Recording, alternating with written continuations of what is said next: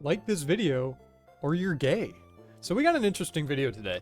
In case you don't know, Fallout is now being given to Obsidian, and Avowed 2 is reportedly being canceled following a massive restructuring going on at Microsoft. And this is going to be juicy. I thought this was so funny. So this is an article at Polygon. If you don't know, Polygon is very gay. And the author of this article, he looks like a soy boy. Bald, PhD in history, a master in journalism. He loves Critical Role in Dungeons and Dragons, Magic. You know this is going to be a great article. Just a 100% based article. Obviously, I'm being sarcastic. This is going to be very gay. But we're going to dive into it and tear this shit apart. Obsidian doesn't need to work on a new Fallout game. They already gave us the best one possible. This gem closed off a great decade for RPGs. I wonder what RPG he could be talking about, because Obsidian gave us Outer Worlds 1, which was shit, Outer Worlds 2, which was even more shit, and Avowed, which was complete dog shit. So, what RPG are they talking about exactly? The recent massive Xbox layoffs have not spared even established studios such as Bethesda and Obsidian Entertainment. While the developer working on The Elder Scrolls 6 lost a relatively small number of employees, but still enough to warrant fear and mistrust among the remaining staff, Obsidian was hit hard, losing 25% of its staff and getting saddled with a mandate to make more Fallout games. Honestly, I think it's good that they're giving Obsidian the Fallout IP. They should just fucking gut Bethesda. Bethesda haven't done shit. They've given us Outer Worlds. It's been, 15 years since Skyrim. They made Fallout 4, which is received mixed, but sold relatively well. Skyrim, I loved Skyrim. I've just been waiting for Elder Scrolls 6, but it's been, 15 fucking years? And they're not making it. So just fucking gut them, give the IP to someone else. That's my opinion. I think Bethesda's dead, but I'm being a little too black-pilled. Let's actually read the article.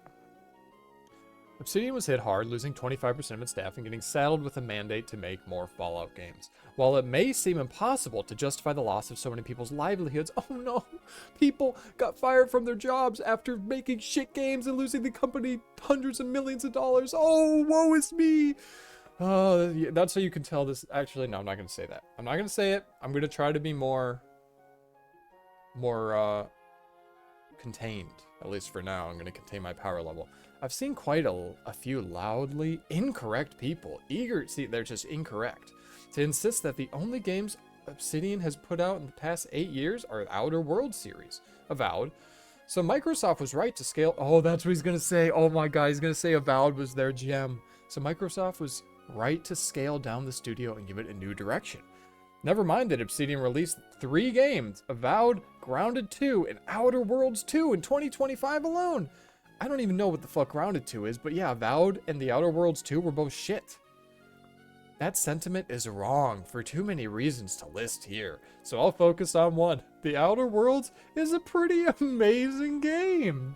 You heard it here first, boys. Released in 2019, The Outer Worlds closed out a great decade of RPGs that began with Elder Scrolls 5 Skyrim and continued with Fallout 4, The Witcher 3. However, The Outer Worlds chose a peculiar approach to compete with these titans. Instead of pushing further towards open world's sandbox design and endless gameplay hours, the Outer Worlds chose tightness. So I played Outer Worlds 1 for like 10 hours because I had to see what Obsidian was going to give us. And yeah, it's small, like segmented kind of levels. I mean, technically it's open world, but it's really small, and then you go from like planet to planet. So it's more like hubs. And the hubs are just, you go to the hub, there's like a quest to do, maybe like a bandit camp, a couple like random wildlife enemies, and that's it. Like, it was still empty as shit. You would think for having such like a small concentrated game, they would actually have content, but it was dog shit. And I'm not even going to get into like the writing and that stuff. But let's go on with the article. The Outer World chose tightness. A standard playthrough takes 20 to 30 hours, which can be reduced further by sticking to the main quest. That's the length of The Witcher 3's Act 1 if you skip all the side quests. The Outer Worlds trades the illusion of getting lost in an endless world for one of the most vibrant and original settings I've ever seen in an RPG. A poignant story about society, capitalism, and things we do to survive, and a cast of NPCs that's impossible not to care about. Yeah, you're talking about the brown lesbian girl, like the only somewhat attractive girl in the entire game, And guess what? She's a lesbian, so you can't romance her because she wants to fuck some other girl that you meet during the campaign. And yeah, it's like mocking capitalism the whole time in just the most like blatant, least like intelligent way possible. Just, haha, capitalism evil, look how bad they are, they're working everyone like slaves, herder. Let alone, like, yeah, let's just ignore the fact that capitalism is the only system in the fucking world that has lifted so many people from poverty at a rate just that completely diminishes all other systems. Like, it's not even close. But yeah, fuck capitalism, even though we're a video game company directly benefiting from capitalism. Oh, let's just fuck up with capitalism the whole time. The writing was dog shit. In case you can't tell, Obsidian is all leftist. They hate capitalism. They would love America to be a socialist utopia. The game takes place in the year 2355 in the Halcyon systems, which has been colonized by a loose alliance of Earth-based megacorporations. The majority of the colonists live miserable lives as the corporations are both the only sources of work and the only providers of goods, trapping the Halcyon masses in an endless cycle of work and consumption that we all know too well. Oh no, we're all so oppressed. We have to work to make money to buy things in this society that's capitalist. Oh no. God, this article is so gay. The author of this article is so gay. Holy shit. I knew it would be bad, but I didn't think it would be this bad. It's an opinion piece, though, so it's fine.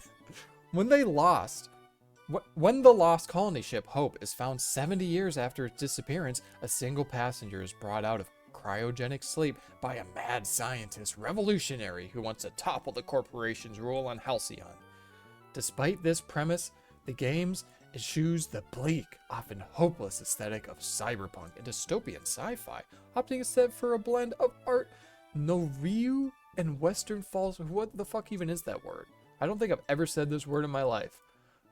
With some steampunk injections. No, it's ugly and it looks disgusting. Like, if you actually played this game, everything's just oversaturated and everything's kind of goofy, and it feels like they couldn't actually select like a serious art direction.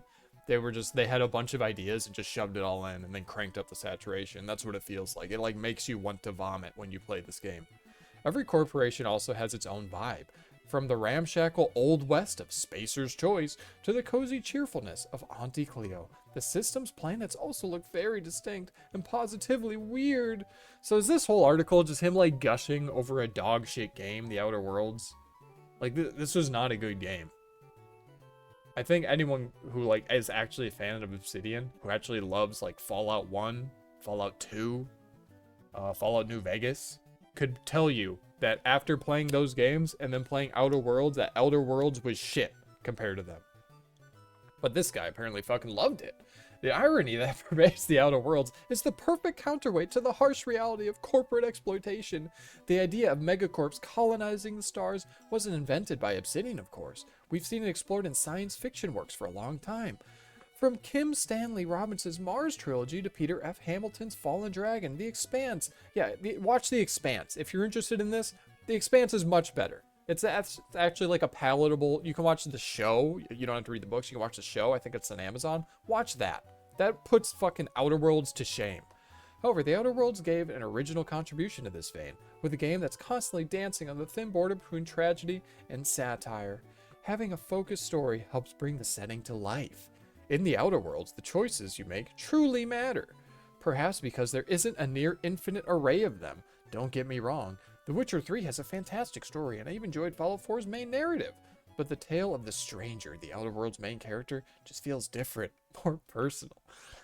So he's really saying that he thinks the story in the Outer Worlds is better than The Witcher 3, and that the characters are better, that the protagonist feels more personal. So basically, he's saying that he thinks the protagonist, you know, the blank slate character in the Outer Worlds, is better than Geralt of Rivia in The Witcher 3. That might be the worst fucking take I've ever heard in my entire goddamn life. Holy shit, the author of this article is so gay, I can't believe it. Maybe it's because you're not wasting time collecting Nern roots. Exploring that shit was cool. Like, it's completely optional. You don't have to fucking collect a single Nern root if you want. But they're everywhere. And they make noise so you can hear when you're close. It's just a fun little collectible in a game. Like, what's wrong with that? How are you going to use that as like a detriment to the game, to fucking Skyrim? Or butting into the business of every person from Velen to Novigrad.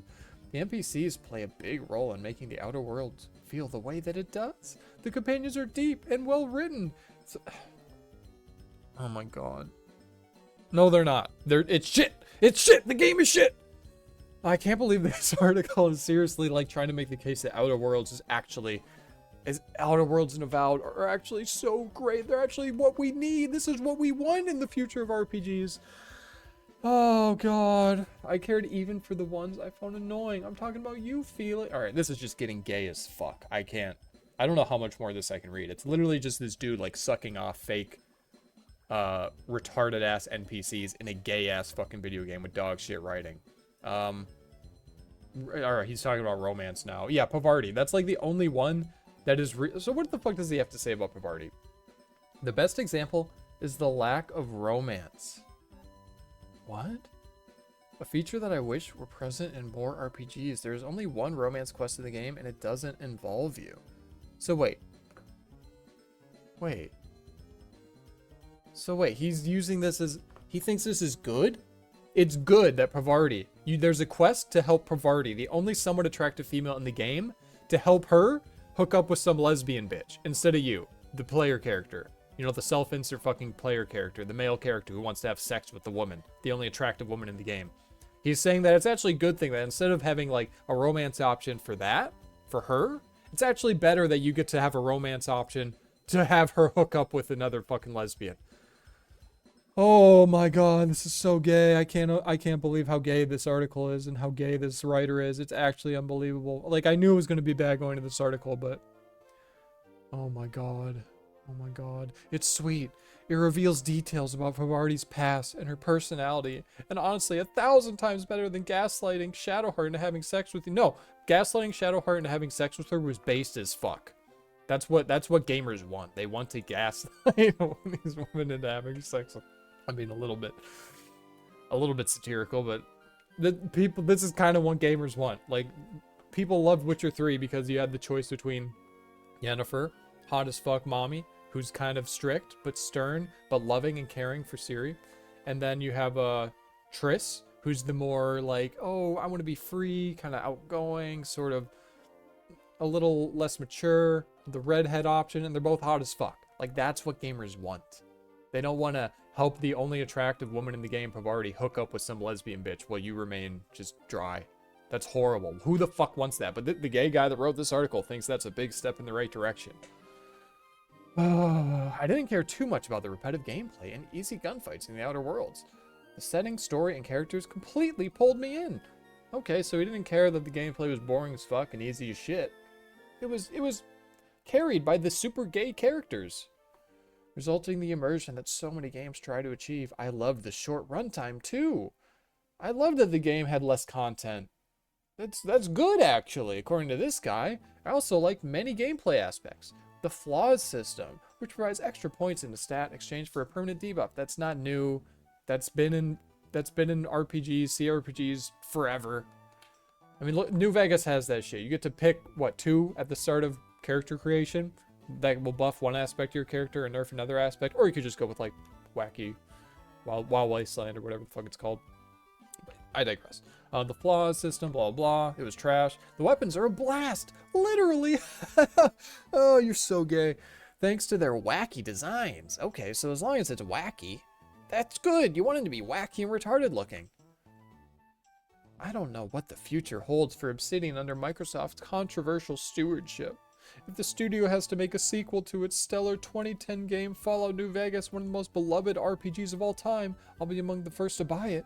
But to me, The Outer Worlds already felt like a sequel to the best Fallout games. Oh my god, I could not possibly hate, like, an author of an article more. Like, I know this is an opinion piece, and I knew going in this dude's super gay and the article's gonna piss me off, and that's what this whole video is gonna be. But honestly, it's way worse than I could have possibly even imagined.